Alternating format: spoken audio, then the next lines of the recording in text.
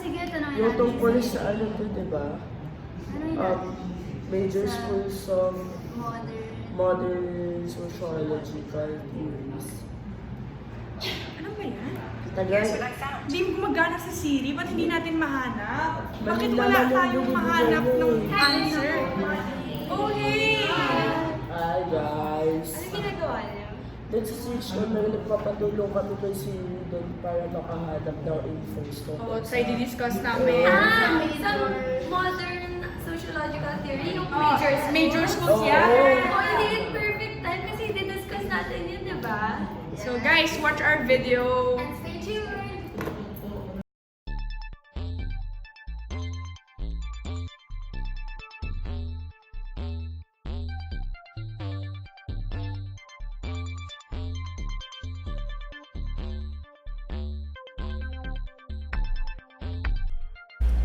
The founding of sociology in the United States started during the 1880s. The first department with having sociology was founded at the University of Kansas, then moved to the University of Chicago, and set up the new department of sociology. The early American sociologists are best described as political liberals, in which there are two basic elements. First, the belief in the freedom and welfare of the individuals. Second, sociologists adopted an evolutionary view of social progress. In Furman's view, early American sociologists saw the positive possibilities of industrialization but were also aware of the dangers as well. Sociology was said to be moral and intellectual response to the problems of American life. The sociologists are determined to study and help solve social problems. Such sociologists like Herbert Spencer, who focus on reassuring that society undergoing the process of industrialization leads to greater and greater progress.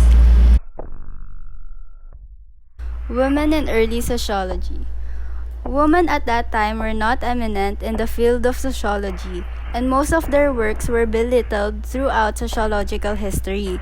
They were also just known or remembered as social activists and social workers rather than sociologists. In short, there was inequality during that time in terms of gender, race, class, and other more factors. The Department of Sociology at the Chicago School was founded by Albion Small in 1892. The early Chicago sociology had a strong connection with religion, thus his belief of the ultimate goal of sociology being essentially Christian. The most important thinker in the Chicago School, on the other hand, is George Mead and his deep personal impact with the people who developed symbolic interactionism. Another figure of significance in the Chicago School is Charles Cooley with his concept of the looking glass self, which implies that people possess consciousness and that it is shaped in continuing social reform. The rise of sociology can be traced back from the arrival of Pitirim Sorokin at Harvard University in the year 1930. Sorokin was a sociological theorist, however it was said that his theories has not stood the test of time very well. Another major figure in Harvard University was George Homans. His exposure to Pareto led to the publication of a book entitled An Introduction to Pareto in the year 1934 and developed his exchange theory. In the early 1950s, the Chicago School continued its role as a salient figure in sociology. After that, in the year 1937, Parsons published his work entitled The Structure of Social Action. Parsons was more of an actor theorist because he focused on an actor and its connection to his thoughts and actions. Herbert Bloomer is considered to be the central figure in Chicago's sociological department, and he was the one who produced the term symbolic interactionism in the year 1937. The years 1930 to 1937 paved the way for the Marxian theory to develop independently from the mainstream sociological theory. With this, there was an idea to have a school of development for the Marxian theory proposed by Felix Weil. The 1940s and the 1950s were paradoxically the years of greatest dominance and the beginnings of the decline of structural functionalism. In those years, Parsons produced his major statements that clearly reflected his shift from action theory to structural functionalism.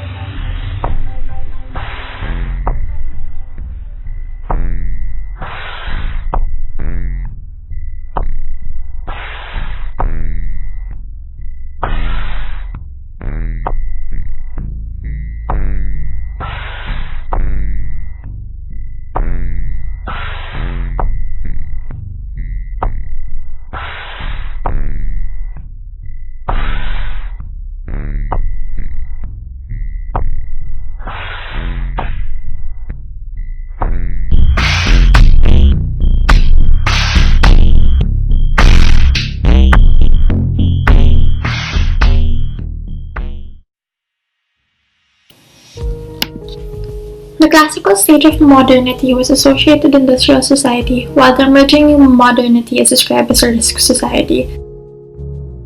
The utopian goal is still the maximization of the rationality of both the system and the life world. Weber's focus on the problem of the increasing formal rationality and the danger of an iron cage of rationality.